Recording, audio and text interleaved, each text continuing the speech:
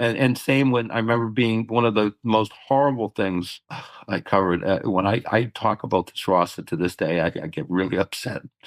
There were three little boys in Ballymena, the Quinn brothers, and it was after the deal was done. It was after Good Friday. Then we thought peace was coming, but there were a lot of people who didn't want it, and some of them were loyalist paramilitaries, and they, lit a house on fire that was, I think it was a drug dealer who wasn't paying them or whatever. And there were three little boys up there, the Quinn brothers, and they burned to death. And the next day I went down there and I talked to the people because I was up there covering Portadown and the standoff at Drum Cree, which I did every summer. Mm-hmm. I would say my friends went to Cape Cod in the summer and I went to Portadown. Trust me, I'd rather be on Cape Cod. Mm-hmm. So anyway, I went down there and I talked to the people, the locals, and there was like a little girl, and her mother allowed me to talk to her because she said the girl was friendly with one of the particular Quinn boys, and she said that they went out there in the fire and they couldn't get out the window. And she told me, this little girl told me, I heard my friend say his feet were burning, and I lost it. Mm. I started crying, and all these people who lived in this neighborhood, in this housing estate, came over and comforted me. And I remember I went back to my hotel room and I wrote that story. And what I remember is that there were tears falling on the keyboard as I wrote it.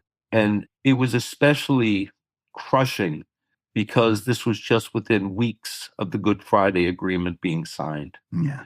And we thought we were in this new era, and these old hatreds surfaced and murdered these little boys, burned them to death like they were some heretic to an old Ireland. These kids were going to be the future of Ireland, and the old Ireland killed them. How did you get the resilience to deal with those situations, Kev? How did I what? The resilience or the strength to carry on. I don't know.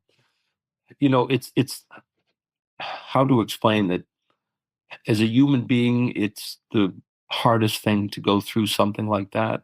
Yeah. And I think the trauma cumulatively really kind of affected me years later.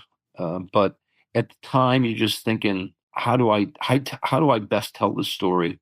How do I best honor the memory of somebody who's killed like this and murdered and again, I just never accepted, mentally, that this had to happen.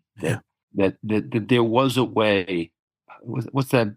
What Paul Brady's song, "The Island"? Yeah, how this twisted wreckage down on Main Street is going to bring us all together in the end. Yeah. I mean, the funny thing is, years later, when I was based in London, I called Paul Brady to do a profile of me. Got pissed off.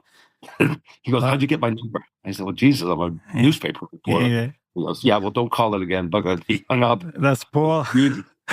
Yeah, that's the other thing. I mean, I laugh with people because I've had people have said very complimentary things about me covering Ireland, and I'm the American guy that knows it, and blah blah blah. But the other thing I remember, I was with John Hume and Pat, his wife, and we were having a meal in Donegal, not in Derry, because John and Pat very regularly went to Donegal and had a place there. And so I don't know, John and Pat were talking about, what are you working?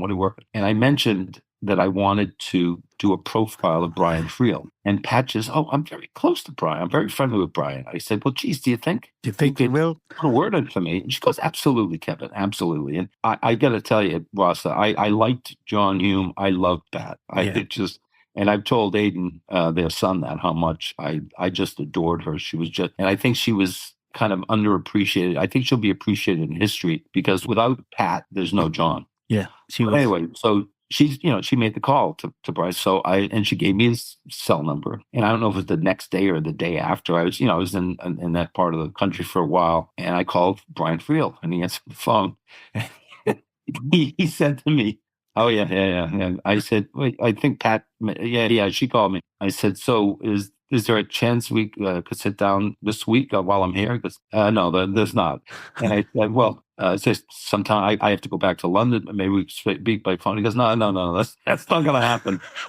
And I said, well, I thought you said that Pat, he goes, listen, I love Pat Hume. She's a lovely woman. I told her I'd talk to you. I've talked to you. And he hung up. Oh, classic. And I gotta be honest. I really admired that. Yeah, fair. That is absolutely brilliant. That's absolutely fantastic. And is there a quote? I told Seamus that story over a drink. And he says, yeah, that's Brian. That's Brian. Is there a quote that travels with you, Kevin, that gives you strength or you resort to or it helps you reflect? I just mentioned Seamus. I don't know. It's not the quote that it's not something that there are all sorts of, inspirational things said by Irish people from Yeats to, I've often quoted Oscar Wilde, who said that the definition of a cynic is someone who knows the price of everything and the value of nothing. Yeah. I always loved that one. But I very often, in terms of my favorite Irish quote, I think it would have to be Seamus Heaney. And we had a funny relationship, Seamus and I. We used to fly over when he was at Harvard. Yeah. A few times we flew over on the Aer Lingus together. And there was a woman who ran when Aer Lingus actually had offices in real cities like Boston. Yeah. There was a woman named Noreen Courtney who ran the Aer Lingus office, and she was this tiny little, sweet as could be. Again, and one of my aunts. Whenever I would see Noreen, I said, that's my aunt. That's my Aunt Kay. That's my Aunt May. And she would always bump me and Seamus up. And this was before Seamus won the Nobel. So It's not like he was swimming in money. Poets didn't make a ton of money back then. And he really didn't come into money until after the Nobel Prize. So we were poor. I was a newspaper guy. It's like the Globe's not going to send me over to Ireland on first class. So Noreen would boot me up. I think I don't have an exact number, but I'd say 3 or 4 times Seamus and I sat either next to each other or within talking distance in first class on Aer Lingus.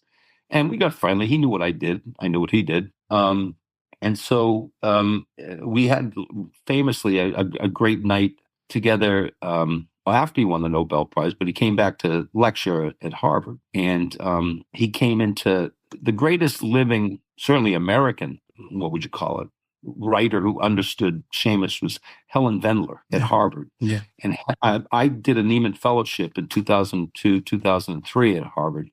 And I went to Helen and asked her if I could be in the class, because as a Nieman Fellow, you're entitled to take classes at all levels, whether it be Harvard Business School, Harvard Law School, the college for undergrads. And she taught this was an undergraduate. And she said, Kevin, I know you, I like you, I admire your work from Ireland, but these kids, 30% of their grade is